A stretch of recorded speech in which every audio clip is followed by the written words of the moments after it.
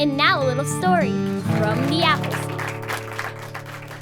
I was in my office, and my wife stuck her head in the door, and she said, "The dryer is not working." And I don't know how it works in your relationship, but there are certain sentences which means you need to get on top of this. And so I looked on the internet to see what a new dryer costs. And then I thought to myself, maybe we could just fix the old dryer. I have this belief. I don't have smart appliances. My appliances are all dumb. But I know that somehow they're in communication with one another, and they're in communication with my savings account.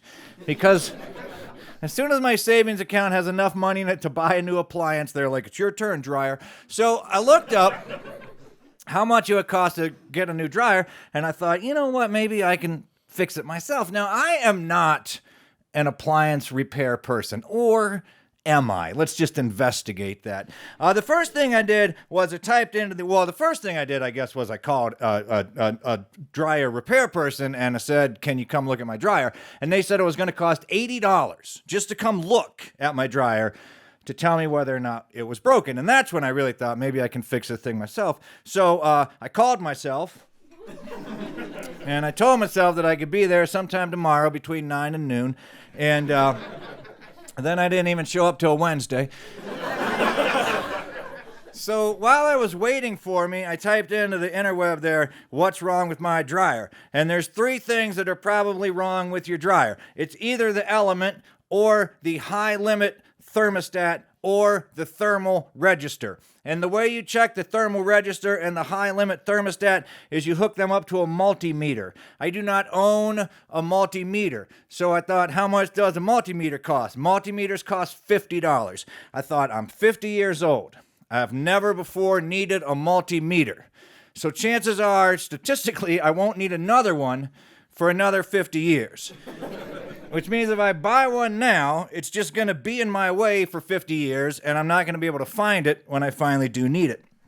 And then it said it's probably the element. That's the most likely culprit. So I went downstairs, and I took the dryer apart, which you got to unhook the top of it, and then you got to take off the front panel, then you got to turn it around and take off the back panel, and you want to put those screws somewhere where you won't lose them. I like to put them in a bowl. That way when you step on the bowl, the screws go everywhere. And then you have to take off, there's a little, I don't know what you call it, there's a little springy thingy. And it's a pulley and then like a big fan belt that runs the drum. You got to take all that apart. Then you turn the dryer back around and you take the drum out. And the first thing I learned also watching the internet videos is people who make DIY videos, how to make appliances, they keep their basements a lot neater than I do. So you take the drum out, you put that somewhere safe where you won't lose it, and then you can just tell that the element's broken. It's just a big spring, and it was just burned. You know, there was just a rift in it. So I got in the car, and I drove to the independent appliance store, and I bought a new element, and I screwed that in, and I put the dryer back together, and I plugged it in. I forgot I unplugged it to begin with, but I plugged it back in. Can't remember that. And I turned it on, and it ran for like 15 minutes, and then it stopped. And I thought, must be the thermal fuse or the high register limit register, whatever I called it the first time. That's what it is. So I needed a multimeter to check those, but a multimeter's like $50, and each one of those fusey things was only like $14. So even if I had to buy them both, it's only $28. I'm still ahead. So I went back to the independent appliance store, and I bought the high limit register because that's the first one you come to, and I switched that out. That's pretty easy. And I put everything back together, plugged the dryer back in, turned it on, and it ran for like 15 minutes. And then it quit.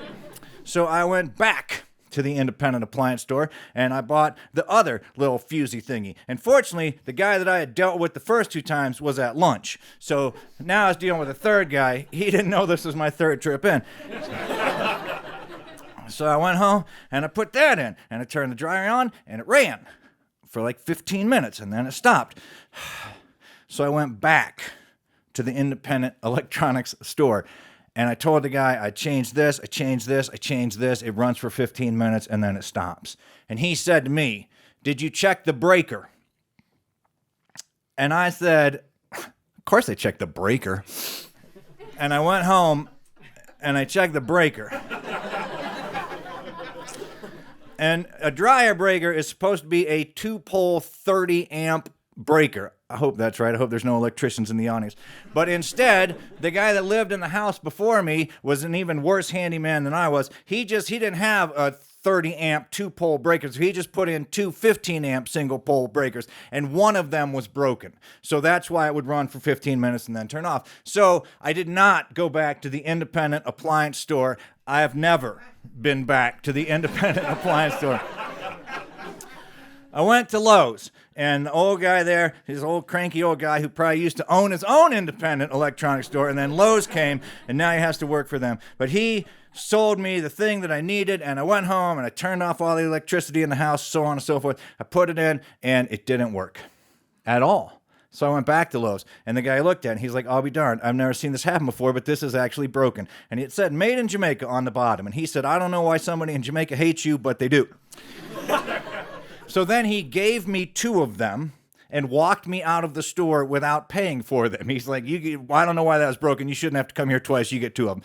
And I went home, and I put the 30 amp 2-pole breaker in the box, and I turned all the electricity back on, and I turned on the dryer, and it worked, and it still works. And if you're coming through South Charleston, West Virginia, you are free to dry your clothes at my house.